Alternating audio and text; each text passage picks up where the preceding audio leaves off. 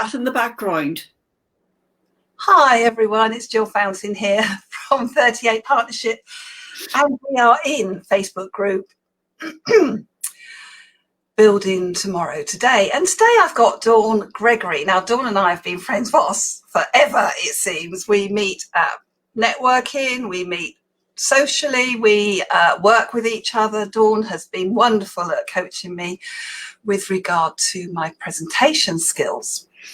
And that is a story in itself, to be honest, and we haven't got time for it today. However, let me read out some blurb, because Dawn's got some exciting news to tell us today and to give us lots of hints. So, Dawn Gregory, the confidence speaker. Dawn helps business professionals get clear and confident on how they are speaking to engage their ideal audience and win a greater following and more business. And today she's going to be discussing the steps you must take to do just that. Now, where do we start? You've got so much going on. Well, indeed. Oh my goodness, I actually don't know where to start. It's really interesting because lockdown, not that I like to bring the old lockdown into the conversation this early, it has actually given us an opportunity to think and plan and do new things and what have you. But the doing new things bit sometimes takes a little bit longer than the thinking or the planning. So I do have a number of things coming up in the offing in the way of putting some webinars together to help a wider audience. Brilliant. Yep. I know that you're excited about this and you're going to start pretty soon, because I was amazed. We're talking about next week, aren't we?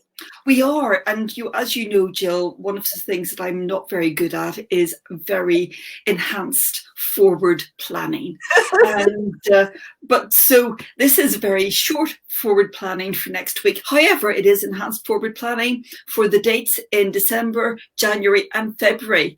Brilliant. So there you go. So yeah, I thought I'd start off with a number of regular online webinars where I'm helping people, but this particular one where I'm helping people get the best out of their networking opportunities and experiences.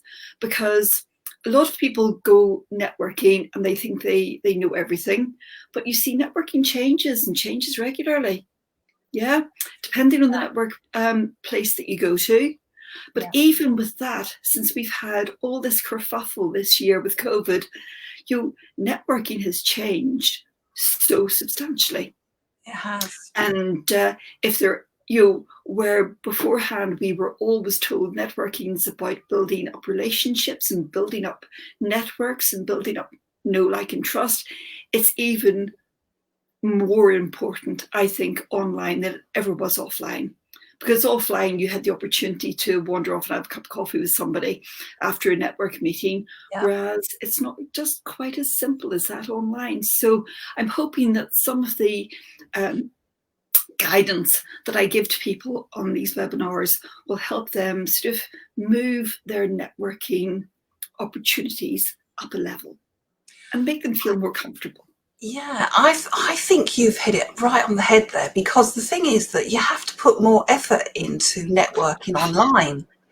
Now, when we started in March time, everybody thought, oh, great, I don't have to go out, I don't have to do and obviously we all saved up a packet on expenses and travelling and all the things that you do. But when you're meeting online, you haven't got those little 5 or 10 minutes where you're meeting people inside the networking group or after the networking group where we do get to know each other.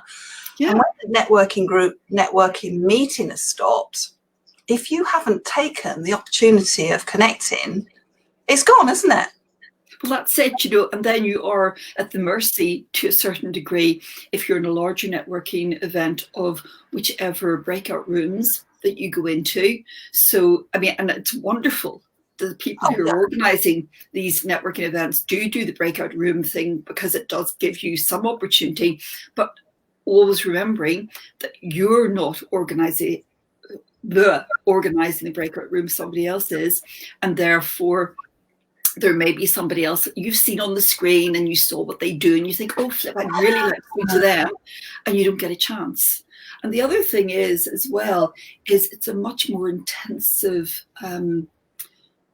experience. So when we're doing, whenever we used to do breakfast networking, you always had that opportunity, didn't you, Gill? Where, well, before we do anything else, we'll just go and get a refresh of the cup of coffee. Yeah. And that would get you standing up, walking away, walking back, and maybe chatting to somebody along the way or something like that. The thing of it is, with me being in my garden studio, if I say to people, I'm just going to get a cup of coffee, it's going to take me 5 minutes to actually leave the room, go in, get the coffee, come back again, and that's with a good wind behind me and nothing tripping me up in the garden.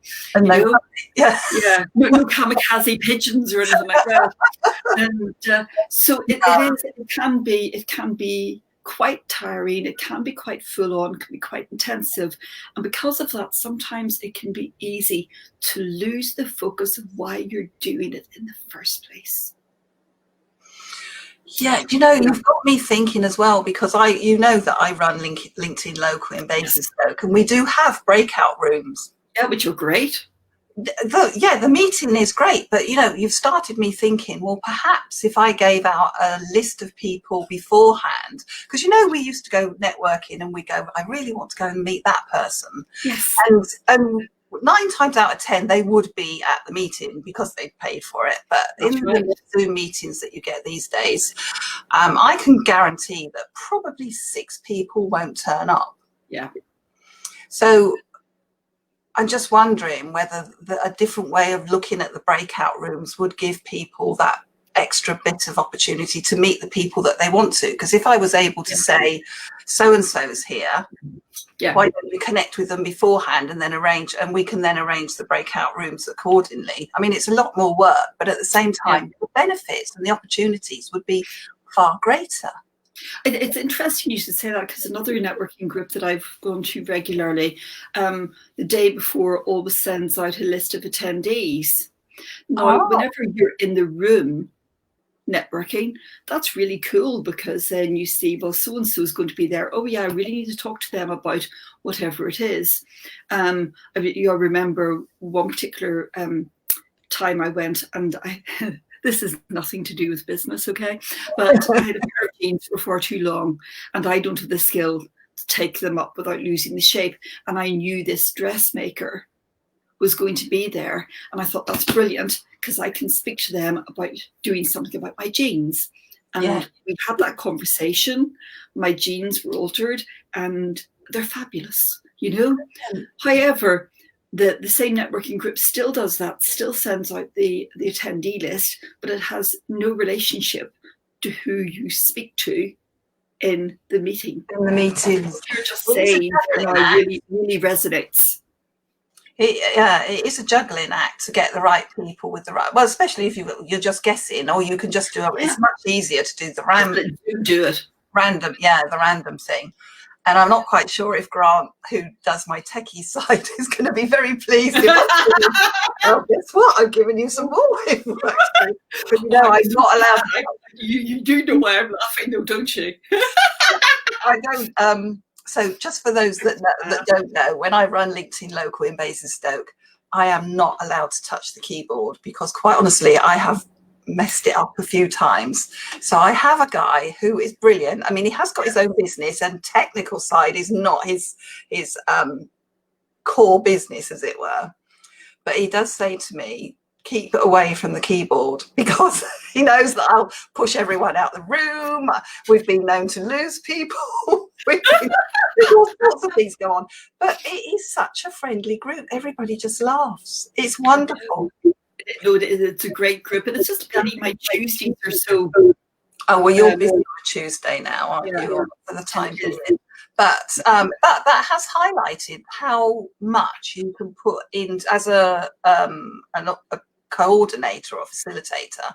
It's highlighted how much more you can actually do to get the right people in front of the right people. Yes. But it is, after all, at that point, it is up to them to take the initiative, isn't it? Very, very much so. And again, that's, I think we're breaking up a little bit. I wonder if it's my earphones. No, you're coming over loud and clear this end, so don't worry. Okay, that's terrific.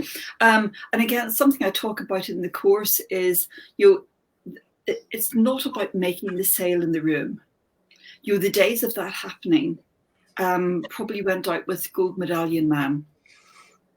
You know who I'm talking about. But the idea is that you build relationships. You build that like and trust, and the more you can have contact with people, and you'll be brave and ask for those one-to-ones and make them meaningful, that really you can help. And whether or not it ends up in business happening, having a good relationship and having a good conversation with somebody just makes you feel good. Yeah. And when you have a good conversation with one person, it sets up an expectation in your brain that you're going to have a good conversation with somebody else. And the confidence building around being able to, be confident and clear and proud. Genuine. Proud of who you are, what you do. I don't think that's a word we use enough in Britain. Proud. Well, we're a funny lot over here, actually. We are. Northern Ireland's even worse. Sorry?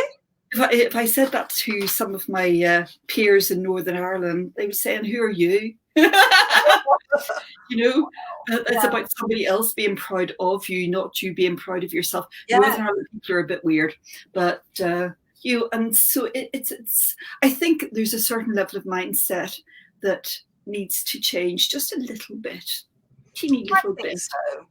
I think so. I had Friday last week was amazing. I could have sat and cried at the end because the conversations that I'd had with a few people that had only just started working with me just made me feel so good. And I literally didn't finish until I think it was about 8:30 on Friday, but I came away thinking, wow, what wonderful stories, but they didn't. You see, the thing is, when you start with a client, they don't tell you half of what they do. It's only when you start really having these small but quite often conversations or tiny messages that you start, hang on a minute, where did that come from?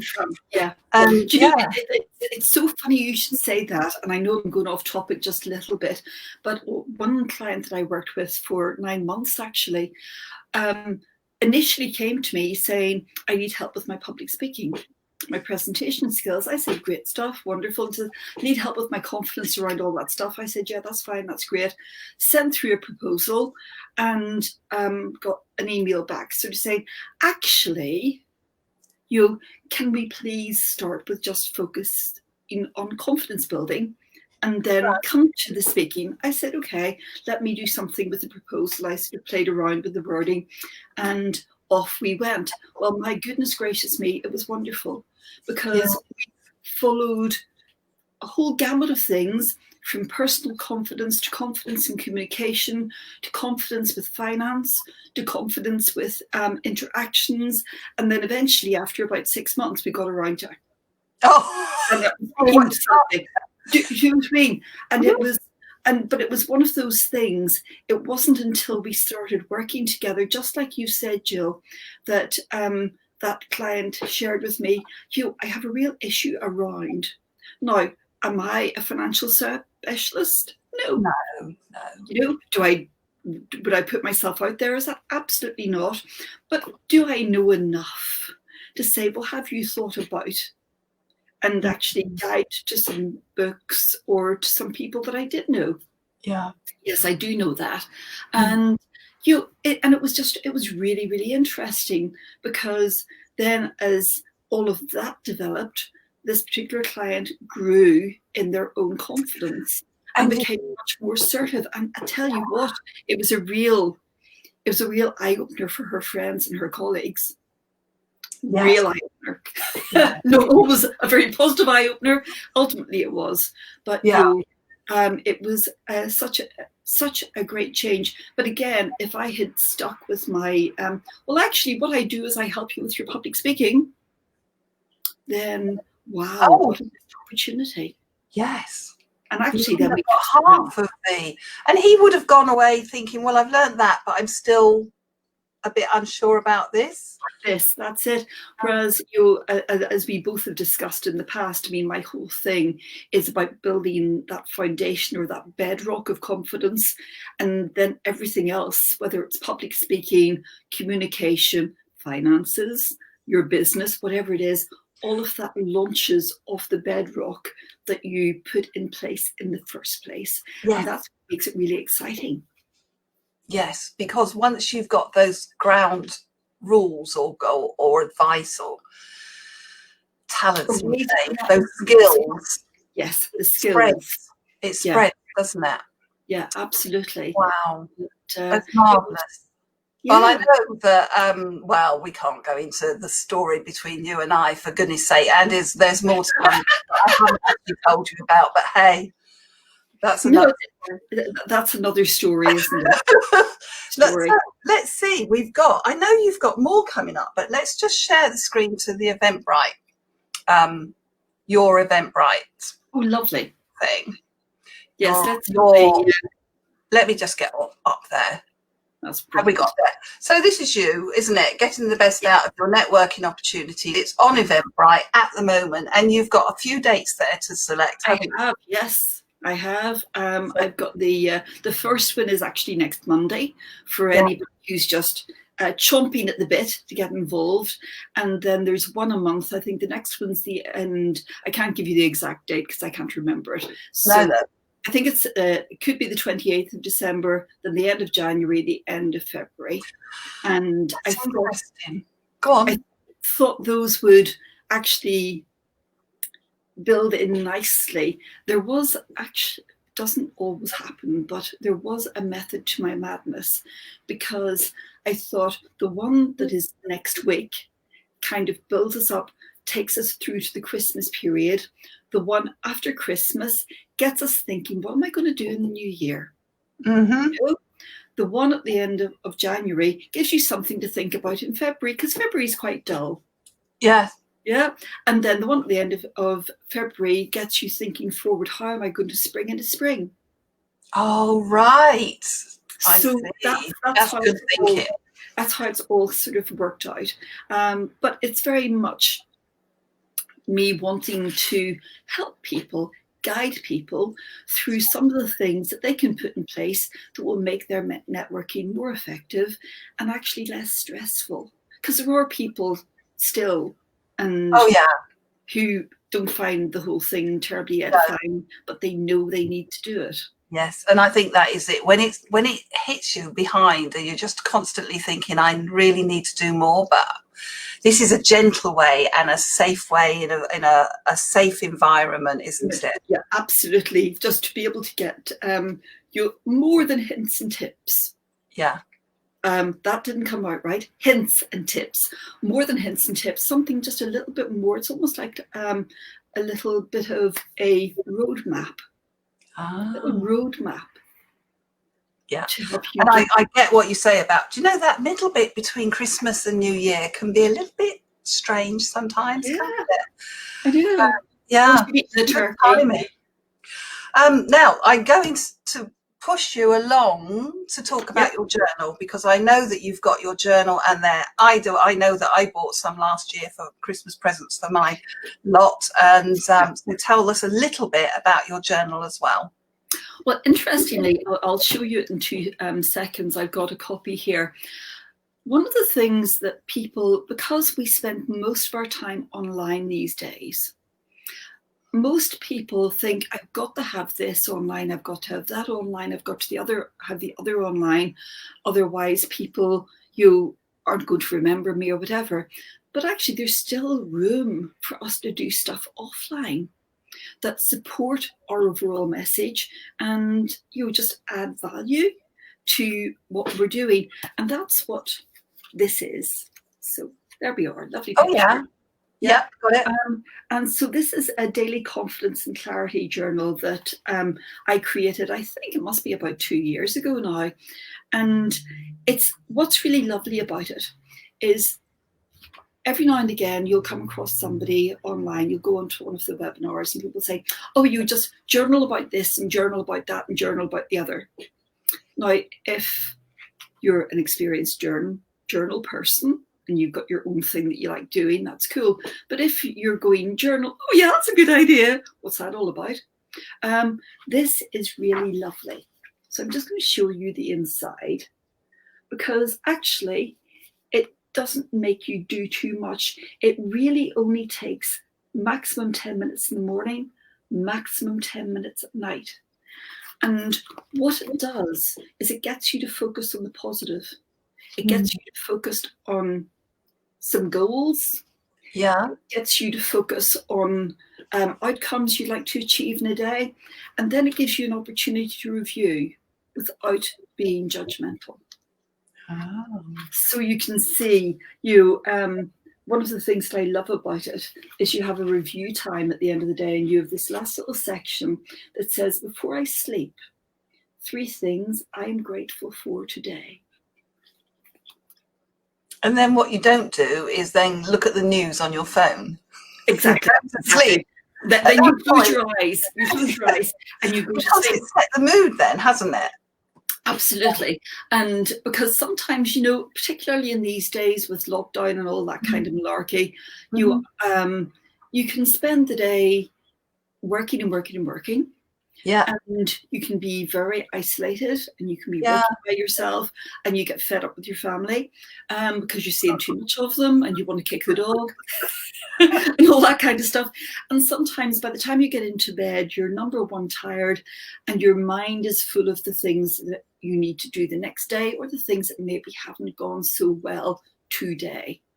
And to be able to finish the day actually focusing, I was nearly going to say forcing yourself, and sometimes it is like that, but to be able to spend a few minutes at the end of the day thinking, yes, it was pretty naff today, however, the sun was shining. I had lovely white Magnum for my pudding tonight. Or I watched another episode of Desperate Housewives, which made me laugh. It can be any silly little thing, or even something major that you're really proud of having achieving. But if that's your last thought before you put your head in the pillow, wow. Yeah, you're going to sleep better, aren't you? Yeah. But the other thing that I would say to people, with the offline thing, is if you get an opportunity, as I had last year, to actually write something that's going to be published, then you just do it. Do it. Yeah. I wouldn't say that I'm the best writer in the world. I'm not going to win any Pulitzer or Booker prizes. But last year, it was about this time last year, I was approached by a colleague of mine in Australia who said, would you write a chapter for a book that's going to be published on International Women's Day? And so there it is. Yeah, being in the Women's Way. And I will find my section, because I quite like my little photograph. Maybe I won't find my section. There you go. Maybe it's disappearing from me. Oh, yes, no, it's here. I'm nearly there. Yeah, so there we go. Whoopsie daisy. There's my name. There you are. Great. Yeah. And I've got a chapter in here as well. And I was so chuffed. Yes. It does make you feel good, doesn't it? It does. And the thing was with this chapter, I'd written this chapter for a different book. And that book has never seen the light of day. Oh. And I was so grateful to be able to use the information for something else. So it did see the light of day, and maybe it was going to positively help somebody else somewhere along the line, which is really cool. Brilliant. Well, thank you very much, Dawn. Oh, you're very welcome. As ever, stay on the line anyway. On the line, I don't know what we call it. stay, hang around. I don't know what the right term is. Here. And we will catch up. Now, this will go onto YouTube, and I will tag your name in it, and then in a few days' time, I will give you the link to it so you can hand around wherever you want. So that's entirely yours as a thank you for coming on. And I hope it's been of useful to anybody that listens and comes on later, because, you know, there's little gems in every single one of these. It's brilliant what comes out, and it's always so unexpected. Never know how these sessions are going to go. But thank you very much indeed, Dawn, for joining us, but also anybody else that's listening along the way. Thanks a lot. Absolutely. Excellent. Thank you, Gill. Thank you. Bye-bye. Bye-bye.